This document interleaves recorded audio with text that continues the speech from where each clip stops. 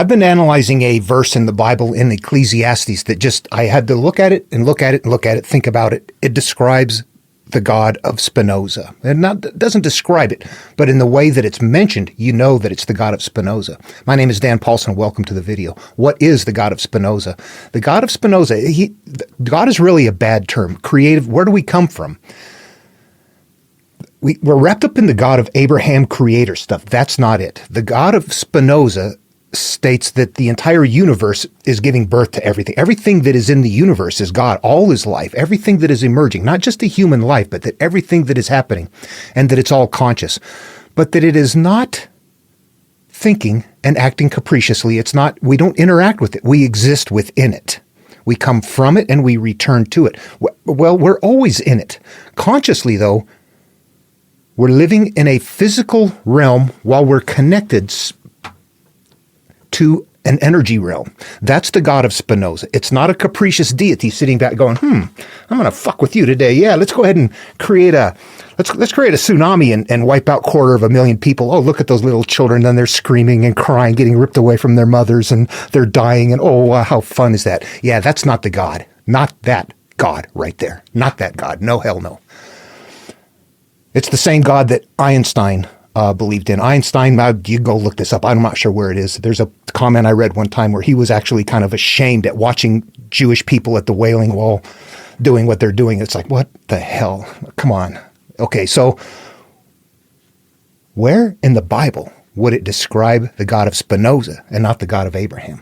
Ecclesiastes. Let's take a look. All right, so Ecclesiastes, it's not a monomyth. It is a different kind of a teaching. And when we get down here all the way into chapter 12, that's the last chapter, and verse 7, people that follow my work, 12:7. Do you know what those are? We're talking about the end of life. Then shall the dust return to the earth as it was, and the spirit shall return unto God who gave it. Then shall the dust return to the earth. That's us. Ashes to ashes, dust to dust. We return to the earth. We recycle our elements, and the spirit shall return unto God who gave it. That is not anything that resembles Christian teachings whatsoever, how they've morphed it into something that, oh, no, it's something that's coming. Instead of, well, we know what it's like. We know what Christianity is. This right here, however, the Bible has got clues in here. And you know what? People don't read it and they don't comprehend it. Or they read it and think, oh, this is just about the religion. I like it or I don't like it. Meanwhile, I look at it and go, that's a freaking myth. That's religious genre of monomyth right there, okay? When Jason sails through the clashing rocks, it's the same place where Moses runs through the Red Sea. We're crossing these thresholds. Moses crosses the Red Sea and they spend 40 years in the desert. Jesus goes through a baptismal, crossing the water, and spends 40 days in the wilderness. These are common motifs. People go, they just think they're true, okay? They're not. Nobody's interpreting the Bible. All right, so what we're seeing right here in this, let's take a look at it again. Then shall the dust return to the earth as it was, and spirit shall return unto God who gave it. Yeah, I don't have any questions about that anymore. When I look at it, it's like that doesn't even sound like, life doesn't matter how we act. It only acts in render unto Caesar those things which belong to Caesar. We have to live on this planet following rules. That's the way, life, if not, you're going to pay the consequences. We're animals trying to live life without eating each other. We're trying to do something fun instead of just horrific all the time. We're at that point, but we're starting to over-evolve. But this right here shows that, whatever morphed later as the evolution of Abrahamic religion continually marches on, evolving faster than life itself, we see that entire God goes from something that we all have connection with to something, what are Christians? God is out there in space someplace. It's an idol. Why is it not an idol? People say it's not an idol. There is no idol. Here's what happens. You put up idols long ago, and people go look, and they pretty soon test, and pretty soon they figure out this is just a block of wood with brass on it, or gold, or something. It's made out of brass. Yeah, it's an idol. It's not true. So what happens? People can keep seeing God and prove it's not true. So what do? You get rid of the idol, make God so far out in space that you can't see it anymore. What is it? It's idol worship without an idol. That's not the way life works. We come from and we return to an energy base. All right, what's important in order to understand this is how do we connect with God? God is something that we connect with mentally, and here's how we do it. When we're born, we're living through that consciousness, except that we have no memories, we have nothing to live through, we have nothing in our minds to provide cognition. We're just purely conscious. Look at a baby. Think of yourself when you were, 6 months old. Maybe you were happy, getting tickled, you'd laugh. Maybe, in my case, I was getting burned with cigarette butts to make my mom give up her money from my biological dad. So I would be crying or something like that. What you're doing is taking the pure consciousness, and you can see how it can be managed in such a way that it becomes positive or negative. That is what we become. We become products of those memories and those experiences and the way that we judge them. And as we do that, we lose contact with the higher awareness. And if you read the story, go to Genesis. What happens right after Cain and Abel? God leaves. God's not there until when? It's time to call Noah. It's time for the calling. God is not there. Put Abram and Sarai in a land of famine in Canaan and then disappears and doesn't reappear again until it's time to call Abraham. These are life cycle and monomyths that are cycling. That God disappearing is us losing contact with our higher self. That's why God disappears. It is God is not really gone, but we stop living through the higher self, detached the pure awareness, and start living through our judged memories. And they hurt, they're painful, they continue to cycle in ways that drives us along. But there's times where, like at night, when you're sleeping, this is a big one because it shows up. This is so prevalent in ancient material, that tossing and turning at night. You wake up in a frazzled mental state at 3, 4 in the morning. Think about that process. We become mental products. Like the Buddha says, all that we are is a result of what we have thought. But look back on your own life and just go, you know what? When I was young, I'd sleep all through the night. I did not wake up with that kind of mental turmoil. I do now, but when I was young, I didn't have the accumulation of judged memories. Today I do. That's what the problem is. That is a common thing. There's reasons for that, I'm sure, evolutionary wise. But what happens? Think of that when that's happening in your mind. You've got this dialogue going on, this mental dialogue, internal. You're fretting about work, about the relationships, about what used to be, this something. It's just this massive conflict in your mind. But every once in a while, this unsolicited voice comes in, and it's like a part of your mind, but it tries to talk to you. Hey, there's nothing you can do tonight. Try to sleep. And when that voice is talking to you, pay attention. You will notice you don't feel the emotions when it's talking. Once it's done and you slip back into the memories, boom, it's right back on. You go, oh, if this part is talking, this is the pure awareness outside the memories. I need to let my mind encompass this. I need to sit with God. It's not going to talk to you. Much more than that. You sit in quiet. It's like meditation. You sit in that place. There's no dialogue going on. It's just pure awareness right there. What we want to do is get back to a state where we are now living through pure awareness, except that we have our memories. I'm going to show you something about this tossing and turning at night. It's going to show up in Ecclesiastes, and then I'm going to show you the earliest example that I am aware of from the Babylonian creation myth, the Enuma Elish. Look at this one from 2:23 in Ecclesiastes. For all his days are sorrows, and his travail grief. Yea, his heart taketh not rest in the night. What is your heart? That's your feelings. That's your emotions. You can't sleep at night. This is also vanity. Vanity is a bad thing in this case. We have to interpret this. So all I want to point out here is that days are sorrows, heart taketh not rest in the night. There it is where we don't get rest at night.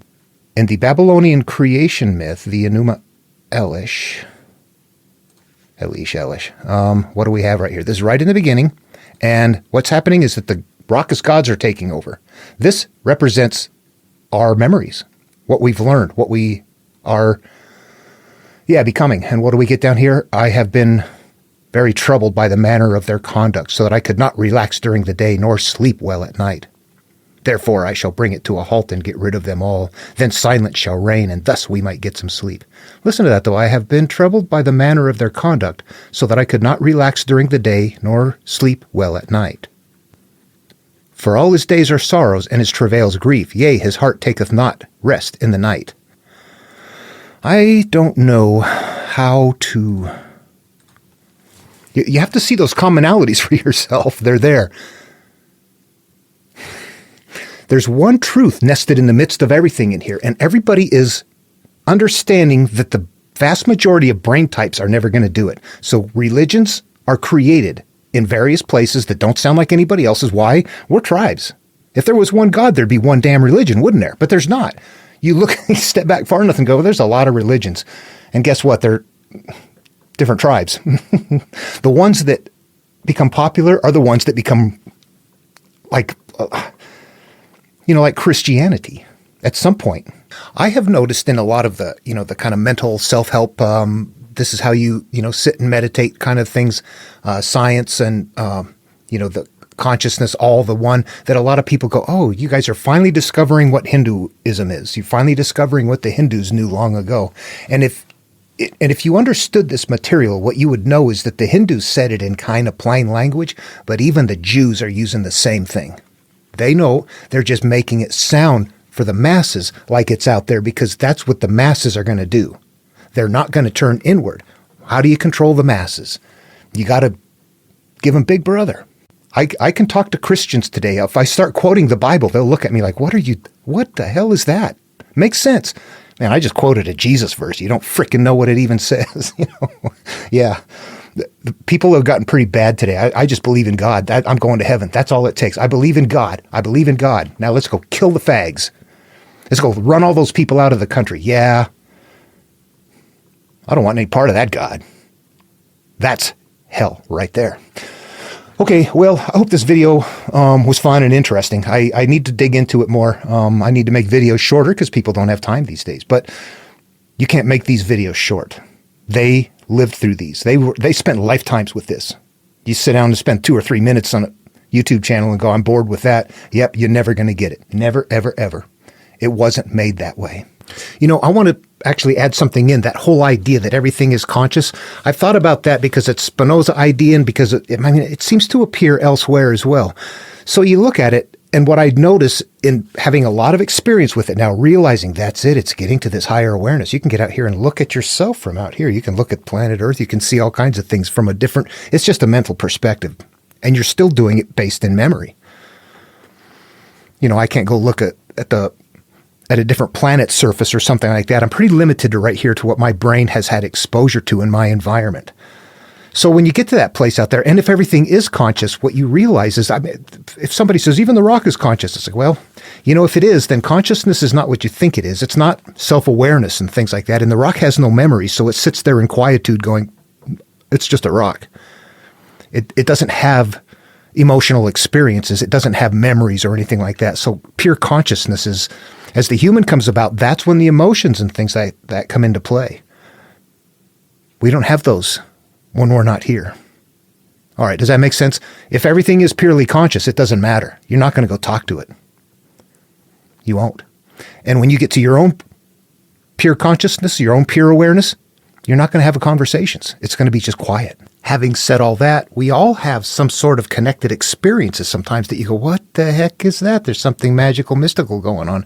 We're sharing an emotional field. We've actually got 6 senses, not just 5. The 6th one is an emotional field. We radiate and receive through our central nervous system. That's why it's a visceral feeling. And without thinking about it, all of us have interacted with this field. When people get into a big worship situation and they're praising and all that, and there's this elevated feeling and all of that, that's an emotional group feeling. When people get together and they start protesting and hating, and pretty soon it gets out of control and stuff is getting burned and tore up in ways that never was before, there's the opposite side of it. These are group dynamics that when we get caught up in them, the emotional state, if you look at it and you experience it, you realize it is at a higher level when you're in that than you can get on your own.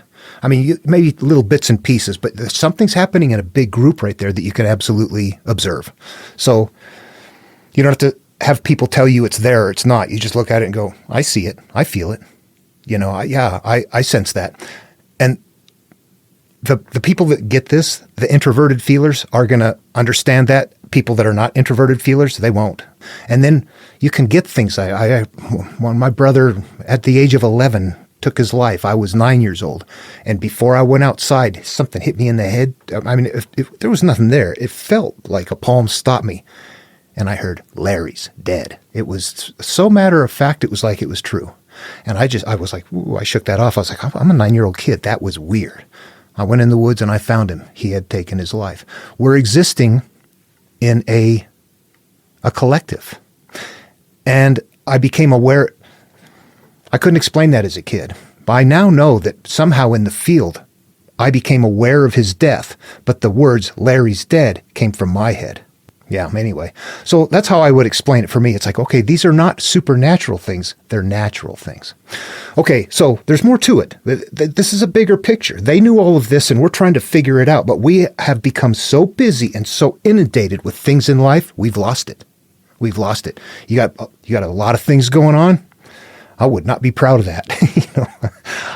Multitasking and all that, that's bad, bad, bad, bad, bad. Limit what you do. Fastest to the world. We have to give ourselves time to think and process this. Otherwise, we're just accumulating, getting frazzled, and then you die. That's not a fun way to live. All right. See you in the next video.